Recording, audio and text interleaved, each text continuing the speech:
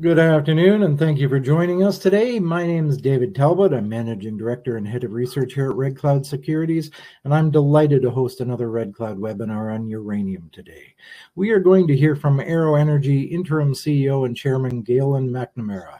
Now, during today's webinar, he will provide an overview and outlook, and then we will take some questions. You can type your question into the chat box at any time, and we'll get to as many as we can. But before we kick things off, first we need to discuss the fine print. During this webinar, forward-looking statements may be made. I direct listeners to the forward-looking statements outlined on page 2 of the corporate presentation. That can be found on the company's website, aeroenergy.ca. For Red Cloud Securities, I'd highlight this webinar is for information purposes only. It should not be considered a solicitation or recommendation to buy or sell securities. We note this call does not consider the particular situation of needs of individual investors, and participants should rely on their own investigation and seek their own professional advice before investing. So please see our most recent research located on the Red Cloud website for specific disclosures on Aero Energy. Now, with that said, why don't I turn the floor over to Galen to speak about the company. Thanks very much, David. Thanks for the introduction, and thanks for joining us today, everyone. So what I'll do here is I'll run through our corporate presentation in the next 15 or 20 minutes, and looking forward to taking questions after that. So to get started, Aero Energy is focusing on exploration in Saskatchewan. That's a relatively new company that's less than a year old. And here on our title page, I use the term hunting uranium on the frontier north rim of the Athabasca Basin. And I use that word frontier pretty carefully in that, even after all of these decades in Saskatchewan, going back to the early 50s of great discovery and development and mining of uranium, there's still these areas that are relatively shallow that aren't really explored for uranium deposits in a modern sense. So I'll do my best to explain that in the presentation here. The forward-looking statement slide, I'm going to skip this because David did a pretty good job of covering that there will be forward-looking statements, of course. But more just to continue to introduce the company, we're looking at over 50 shallow drill-ready targets identified with what I think is a shortcut to drilling and hopefully discovery by leveraging $7.6 million in recent exploration spend on modern exploration techniques by our two project vendors. We've actually started drilling just this past summer and are nearing the end of our second real drill program, because it's 2-in-1, two vendors, and I'll explain that in a little more detail here. And have started to have some early exploration success where we've got one hole that looks like a new discovery, has some good radioactivity in it, and we're waiting for assays. We're working in Saskatchewan's first uranium district in the Uranium City area, where we've got 250,000 acres of mineral rights, and this is on the northwest margin of the Athabasca Basin, covering what I think are most of the very, very good target horizons. Proven discovery team. I mean, we really are a highly skilled team of exploration people with track records of discovery in different parts of the basin, and I'll get into that. And I think now a compelling valuation. All of these uranium names have been really hurt in the last several months, and we haven't escaped that. But I mean, here we are going out and drilling holes and having some early exploration success with assays pending, and a lot of work to do. Briefly introduce the team, not to introduce everyone here, but myself, Galen, I'm a geologist going back, almost 20 years ago now. And my relevant uranium exploration experience is that I managed the drilling for NextGen Energy between 2014-ish and 2018-ish. So really had a front row seats, I'll say, to the drill out of that deposit. Other important person here, Grace Marisitz, I'll mention, was the former CFO of NextGen back around that time as well. But also, I think, as importantly, or more importantly, perhaps, the remainder of the technical team. Joining us on this one, Garrett Ainsworth as an advisor, former VP Exploration for NextGen Energy and my boss there at the time. Dale Varon, CEO of Fortune Bay Corp, former VP Exploration for Denison. Sean Hilliker, one of the other partners, President and VP Exploration of Standard Uranium, worked with Garrett and I at NextGen very closely. And lastly, Gareth Garlick at Fortune Bay. He also has worked in uranium exploration all over the basin. So I think taking the team together, certainly decades of experience, and responsibility for, tens or hundreds of millions of pounds of uranium discovery and delineation in the last 10 or 15 years or so. Importantly, the capital structure of the company, 96 million shares outstanding, 126 million fully diluted. I think we're trading today at 5.5 cents, so that gives us a market cap of somewhere around $5.5 million. Again, drilling now, waiting for assays that we know are quite radioactive, and yeah, lots of good things going on for us. Lastly, on this slide, I'll just mention that we also own 10 million shares of a company called Minas Metals. And that's because we sold them some gold projects in the US in the last couple years, but also a couple of interesting gold projects in Chile that I'll perhaps discuss at the end of the presentation, just because it would be remiss of me not to, with gold trading at an all-time high. Okay, so where are our projects?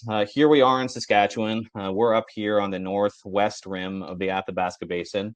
And really big picture, the Athabasca Basin has produced over 900 million pounds of uranium oxide, U3O8, with known resources of an additional 1.34 billion pounds. Very well known, of course, for its high grades, much higher grade than everywhere else, where you get grades of 20% U3O8, of course, not uncommon at all. But let me just zoom in, I guess, just on the basin a little bit more, in that, okay, well, here's the eastern side of the basin where all the bigger players are, the Camecos, the Oranos, the Denisons of the world, where they've been mining uranium there for decades and decades, and great, all good. But if you go back to the beginning of 2013, 2012, 2013, the next gens and the fission deposits, those weren't discovered yet. And this was a bit of a Wild West area, and that there wasn't much exploration around there. But of course, Garrett discovering the boulder fields, which eventually led to the discovery of Triple R at Fission, and of course Aero at NextGen, really changed things. And just where we are up here, I just see a lot of similarities where there's just not that fundamental modern exploration. There's a lot of historic exploration, but not really that modern exploration that's looked for uranium and to keep things really simple and quote unquote the right rocks. And I'll explain the right rocks versus the wrong rocks coming up here. But I just see an opportunity like that, turn back the clock and take a shot at another deposit like Triple R or Aero. So zooming into our projects, here we are. The blue polygons are our projects, where 1, 2, and 3 are 100% owned. Those are claims that we staked in September of last year. And then the others, Strike, Murmac, and Sundog, are subsequently optioned from 2 groups. One is Standard Uranium and the other is Fortune Bay. All of these little dots on the map here, those are uranium showings or occurrences or mines at surface. And Sundog actually hosts this formerly producing Gunner deposit, which produced 18 million pounds. And back in its day in the 50s was actually, for a time, the largest uranium producer in the world. So we have that endowment of metal there, but all of those are generally in what I would call the wrong rocks. They're not in the type of rocks that would host the Aeros of the world or the Triple Rs of the world, and that's really what we're looking for. But all of the signs are there that those rocks are there, and we know that they're fertile. So now it's just a big question of, okay, well, where's the trap? Where's the big deposit? And this diagram, I hope, helps explain that, in that, okay, right rocks versus wrong rocks. Well, it used to be that the old timers would go out and they would be able to find things like this. High ground, because it's hosted in granite, generally, and stuff that you can walk over, a prospector could walk over with a scintillometer, get some joy, hear the thing start to buzz, start digging, and every once in a while it would work out to be something that was big enough to mine. But what they couldn't have seen, what they didn't even know about at the time, didn't know that these types of rocks could host big deposit, were these fault zones that are very graphite rich, and that's the target rock for us nowadays, are these graphitic fault zones. Couldn't see them because they're underneath valley fill and overburden generally, and when you're walking over that with a scintillometer, because it's covered, you're not going to get any pickups on radioactivity. But subsequently now, we know we have different methods now. We know all those rocks are there. We know they're fertile. And again, where's the trap? That's really the goal for us. Okay, now I'm going to talk about the projects more specifically. So I'm going to start talking about the Murmac and the Sundog projects. Here we go. So here we are, two projects here. The first that we finished drilling about a month ago is called the Murmac project, and then the other one that we're drilling now is called the Sundog project. And what we're looking at here is really a 30-kilometer trend along which there are multiple graphitic fault zones called that demonstrate as conductive rocks that we can see in geophysical surveys here, marked by these red lines, and the trends are just the green that go over the red lines.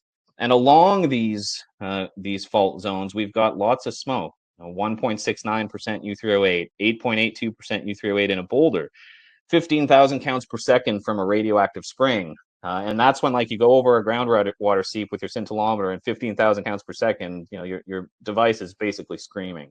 That's very rare in perspective. Move further to the southwest, you've got 9.5% U3O8 in grab samples here, and that's high graded. I'm sure that's very select to put in the bag. But what it shows is that, hey, that's in the sandstone above the unconformity, and the unconformity and below the unconformity now is really where all the joy happens. So when you see that in the sandstone above the main targets, that's a very, very good sign. So we like that as a target. Right now, we're actually drilling on the Sundog property right here, where we found some really interesting radioactivity actually in the right rocks at surface. So we're following up those showings with drilling now, which is going quite efficiently. The other nice thing about this area is that all of the targets are shallow. Now, we're not drilling 300, 400, 500 meters of sandstone to get to a target at the unconformity or below it. Here, it's right under the overburden, where anywhere from 20 meters to 200 meters is where we're drilling and looking to find mineralization. Where we made a discovery earlier this season, this is just zoomed in, excuse me, before I go ahead, I'm just gonna orient everyone on where we are. This is where I'm zooming into here. So earlier this season, when we announced the discovery of new radioactivity at target H15, 1,300 counts per second over 8.7 meters or so in the right rocks, it's just an interesting thing for us to get into there, and that, hey, the right rocks are here, and now we know that they can be well mineralized. And again, the question is, where's the big deposit? But that's a very, very good sign, just based on my experience as in uranium exploration, that this is quite exciting for us. Some of the pictures of the core, 33,000 counts per second, got up to in an intersection here, or a section of that core, 10,000 another, and it looks boring and black. Don't get me wrong, but when you put your scintillometer up to that, the thing just screams. But what I was talking about before on the shallow intersections, here we go. I mean, 86 meters, 92 meters. I think from a vertical perspective, it's something like 70 meters below surface, which, before looking at these projects, I didn't really know that opportunities in the basin like this existed. I thought everything would have been much deeper, but it just goes to show you that, in uranium, but of course in everything else, there's still great exploration opportunities out there. I have here, the term concept confirmed, because our discovery really does confirm the concept that, it's possible, that it can exist. They do exist. But there's also many targets here for us to follow up on, in that, because this hasn't really been looked at from a modern sense, there's many targets for us to follow up on. And this may look like a bit of a buckshot approach, all these bullseyes are targets, but it's not. They're all carefully chosen, based on our collaboration between 3 separate companies and 4 or 5 uranium exploration people. The other thing, when I was first starting this, deciding if we wanted to do this or not, I thought, okay, well, how does something like the stuff we're working on near Uranium City at Sundog and Murmac, how does that compare to, say, the Patterson corridor, where there's been over $5 billion in value creation there, going back over the last a little over 10 years. Well, there they've discovered 450 million pounds of uranium, mostly between Triple R and Aero, and a little bit at Spitfire as well, over 13 kilometers. And I'm not trying to say one is like the other here. That I think is a little bit too much, but I'm just looking for similarities in that. Okay, well, this corridor is at the edge of the basin. Our corridor is at the edge of the basin. This corridor is over 13 kilometers. I mean, here we're looking at 30 kilometers. So it's just this type of thinking that I think is necessary when you're looking for big deposits like we are. This one I'm going to skip.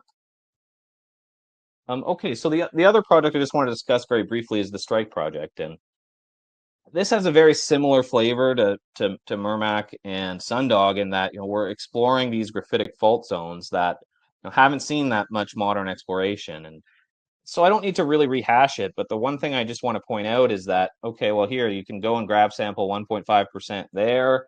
But more importantly, there's a zone called the Tenna zone where they took out 1,000 tons, give or take, back in the 1950s or 60s.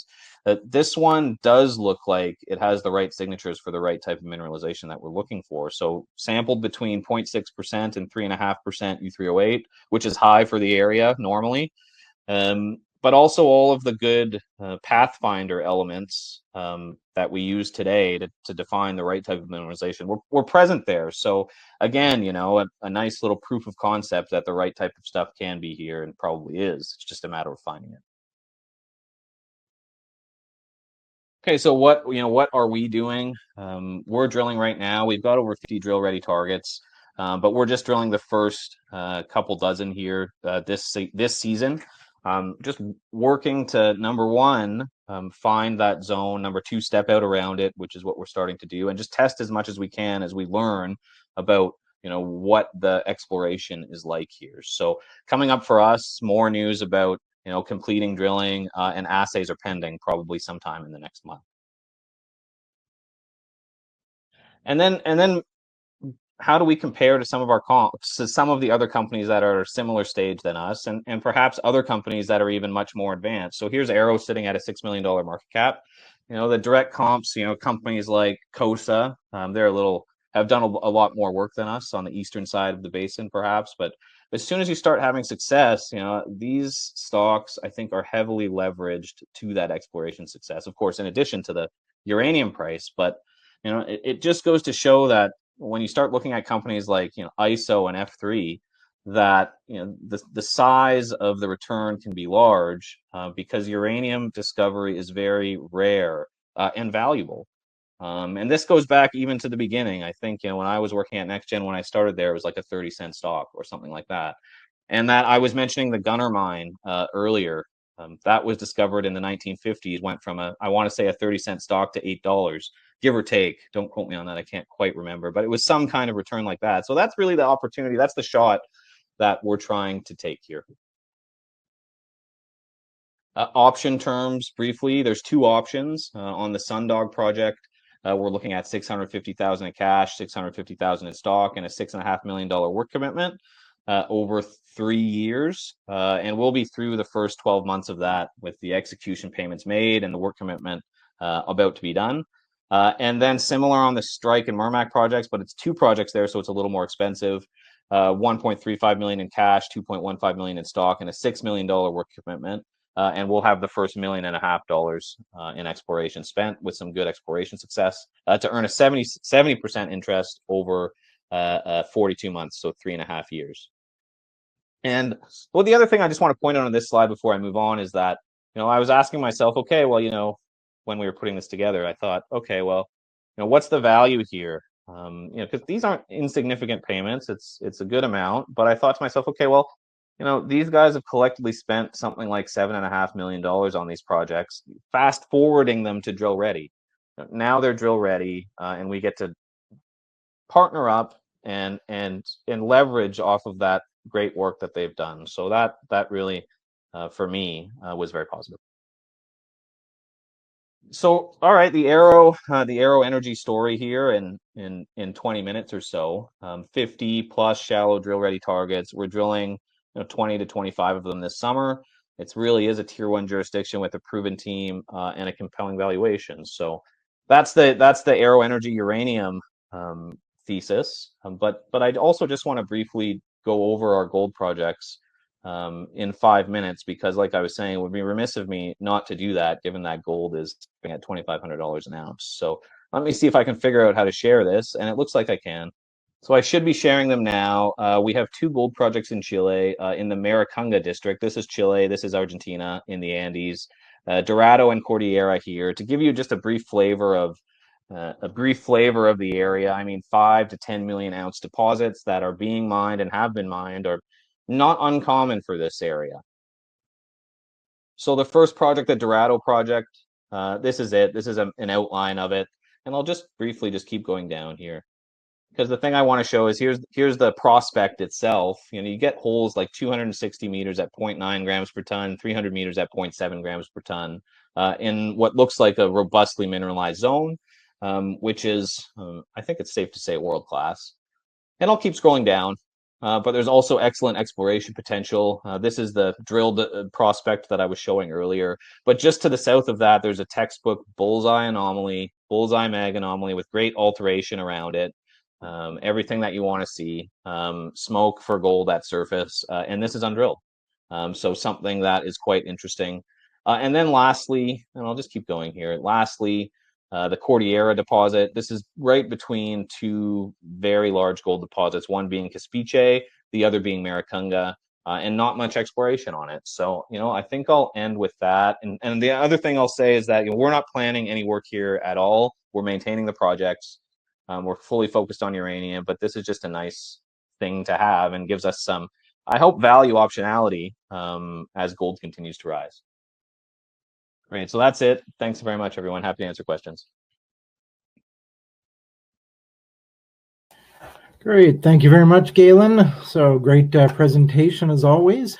So we are going to now kick off the Q&A portion of the webinar. Reminder to everybody online, you can type in your questions into the chat box and we'll get to them as soon as we can. So I already have a couple of questions here. You kicked off your talk about working on the frontier in the Athabasca Basin, Northwest specifically.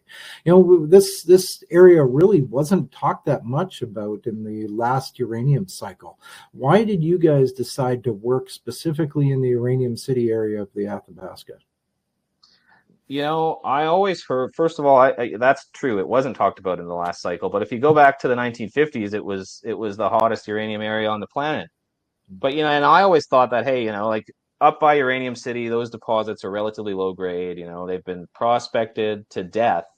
But then I started, and not only that, it's more remote, right? So it's harder to kind of work up there, really.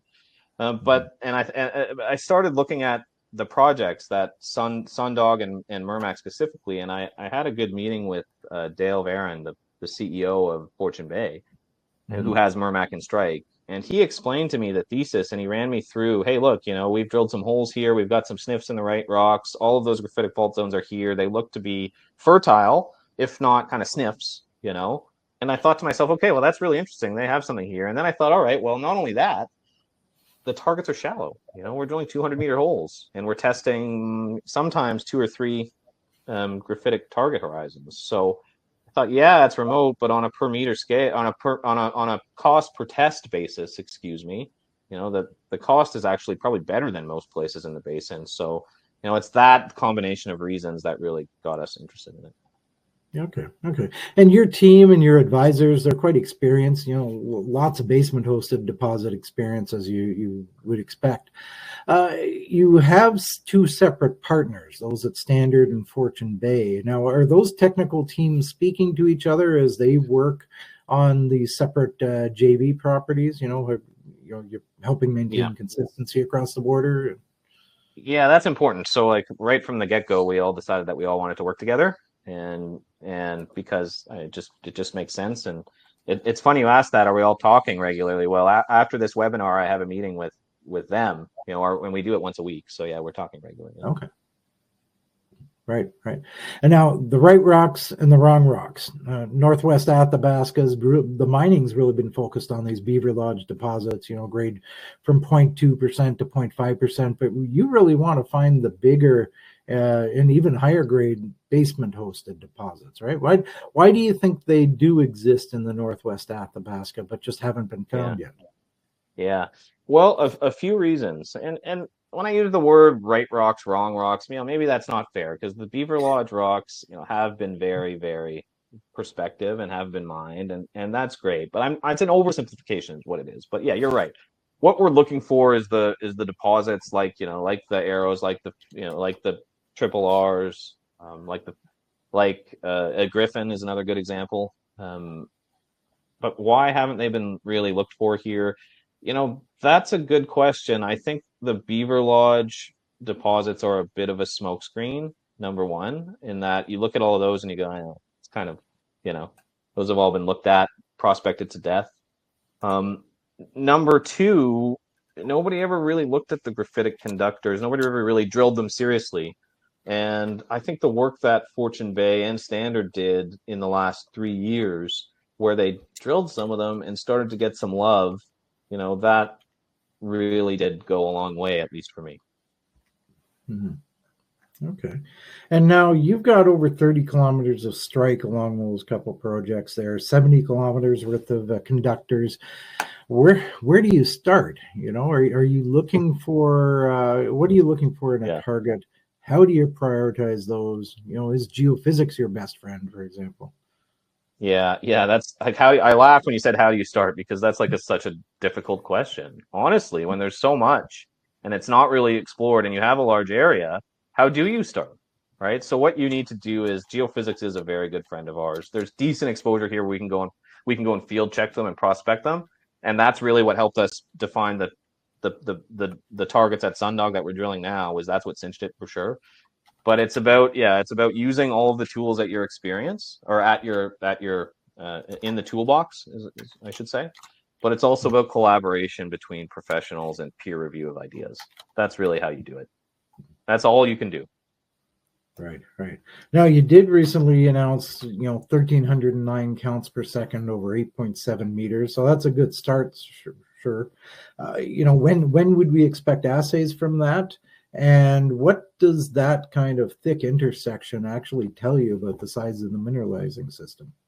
Yeah, so I think it's safe to say mid-September is what we're planning on. There's only one assay lab in Saskatchewan in the country that does this, so it's kind of like depends on when you get them in.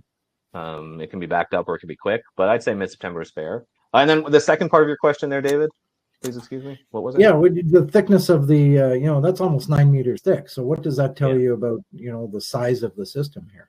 Well, that's it. It underscores the prospectivity. When you can have 9 meters of decent radioactivity, that tells me that the deposits that are there can be thick, when you start to get onto them. So again, it's another box to check that, okay, it looks like good things can be here. Mm-hmm. Okay. And are you still drilling now? What projects might still be tested in the fall, and when might you need to shut down the rigs for freeze up?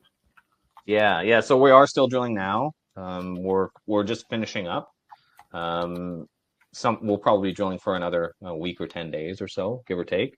And then what we'll do is we'll get all our data back, review the assays, and plan for additional drilling probably in the winter. Mm-hmm. Okay. Do you have an idea on your drilling costs right now? Yeah, right now, they've been up and down. The project started slowly, which was frustrating. And the costs were high. But right now, I think we're running at $550 a meter Canadian, all in. Helicopter, camp, personnel, assays, everything. Yeah. And is there much overburden that you've got to dig through here? Or No. Oftentimes you're setting up the rig right on the outcrop. Okay. Yeah, right on basement outcrop. Good. Okay. Cash on hand, what do you need for the rest of this year? And have you started to look what you might want to do next year? Yeah. So we're good for the rest of this year. We'll finish the program with between $1 million and $1.5 million, and probably a little over that in working cap. And so that takes us to the end of this year. All of our work commitments for this year are good. And then, needs for next year, we'll define that as time goes on and we get the results back. Okay. A couple questions here to sort of wrap up. The M&A activity. First of all, let's start in the basin. Do you need to add to these projects up in the far northwest, or would you look at any other jurisdiction, or not jurisdictions, would you look at any other areas of the Athabasca Basin? Like the big picture answer is, I'm always looking. I'm always wanting to talk. I'm always talking about ideas on that regard. But right now, from a practical sense, we have 250,000 acres to explore. We've got a 30-kilometer trend along which we know there's good fertility. That's a lot of ground. So I think from that perspective, we're good. But, hey, I'm always looking to have conversations and always trying to find ways to add value. Okay. So that could be elsewhere in the basin or even maybe other uranium jurisdictions. My mind is always open all the time, David. Possibilities are endless. Good. Okay. And then, just let's touch on the gold in Peru. Like you said, we're through some all-time highs here. How much attention are you giving the Dorado or Cordillera projects here? Almost none. We're maintaining the claims. We maintain a very, very good data room if people want to look at it, and that's it. Okay, so that's something you'd consider either vending off, or would you consider a JV with a third party?